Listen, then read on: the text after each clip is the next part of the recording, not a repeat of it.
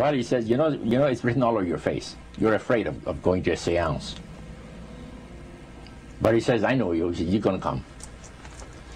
And then he started telling me how brave I was when I was aboard ship, you know, different things. He says, you're not the same man, you're changed.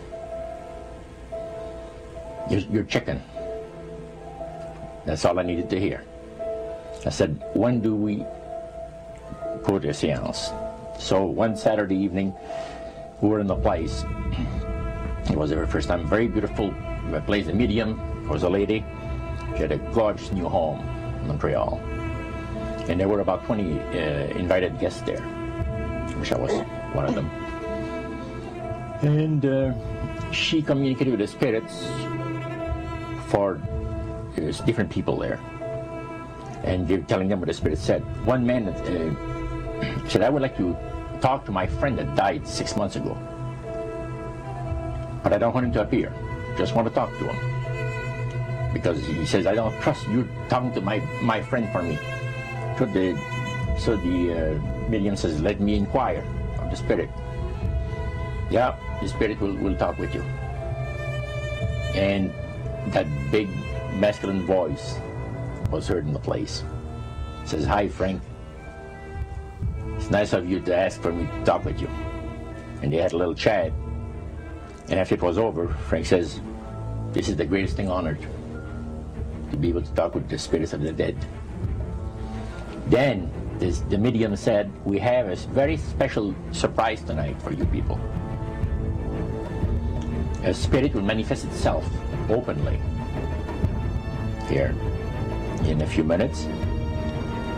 And it's like a big gust of wind hit the building.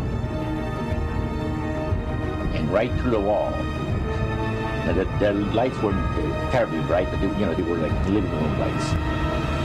A couple of floor lamps and maybe some of these.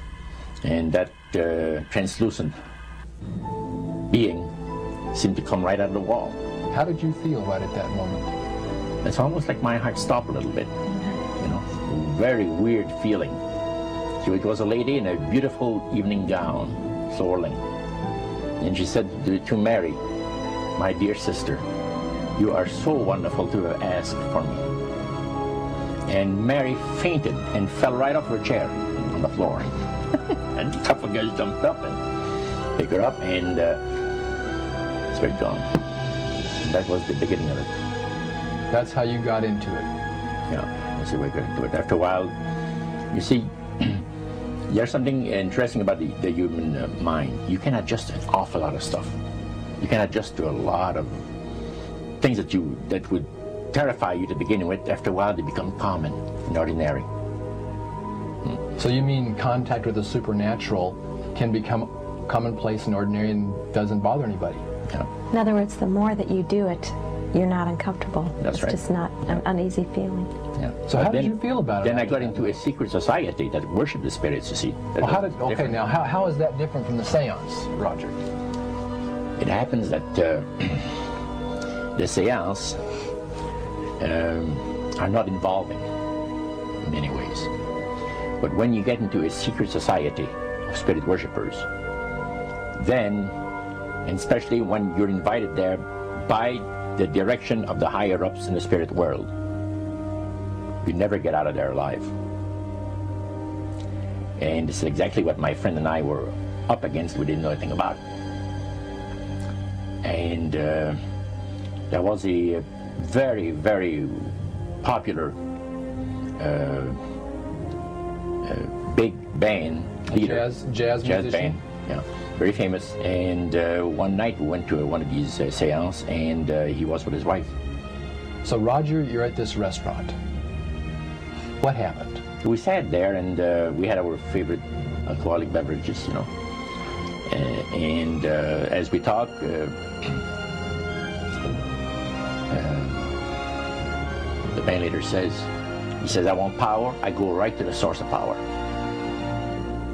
And he says, how do you think that I became famous the way that I am?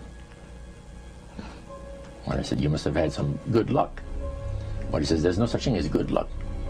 He says, there's either some power working for you somewhere, or you don't get ahead in this world. Not in my type of occupation. So it went from there. We got talking about spirit worship. Did it intrigue you? Or did it make you want to find out more about what exactly he was talking about? Yeah.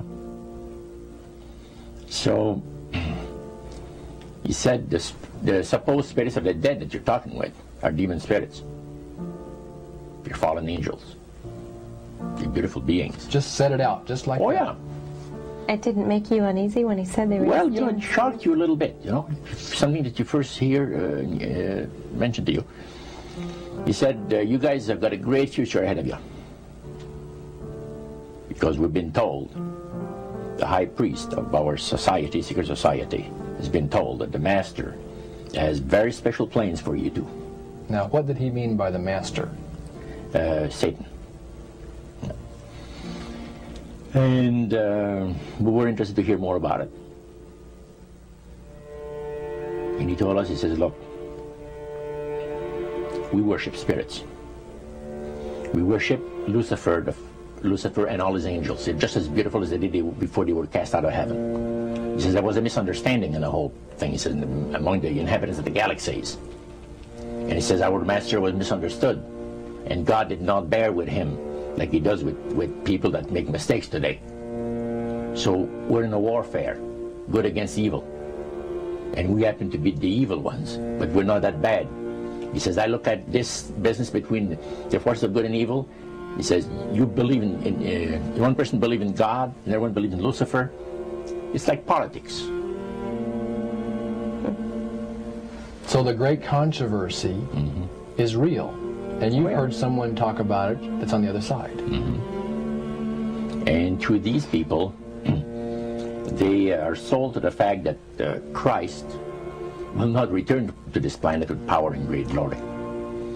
He's going to abdicate all claims to the planet, because the high priest once said that Christ will abdicate all claims to the planet because he knows that it is lawfully and rightfully Satan's.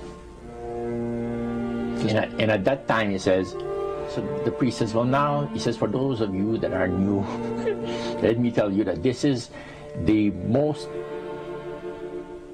feasible way, he says, to please the spirits. It's to deride Christ and his people, you know, and his church and all that. So they sing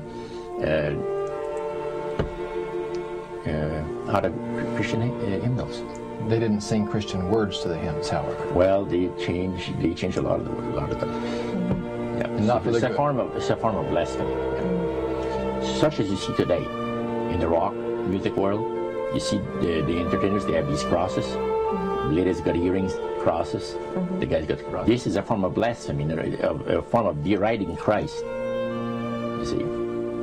Spirits cause the people to do that, to find pleasure in wearing this type of emblem, which is the cross is the emblem of the crucifixion of Christ to the Christians. Better to reign in hell than serve in heaven, is that it? Why not? I'm here on the ground with my nose in it since the whole thing began. I've nurtured every sensation man has been inspired to have. I cared about what he wanted, and I never judged him. Why? Because I never rejected him, in spite of all his imperfections. I'm a fan of man! I'm a humanist.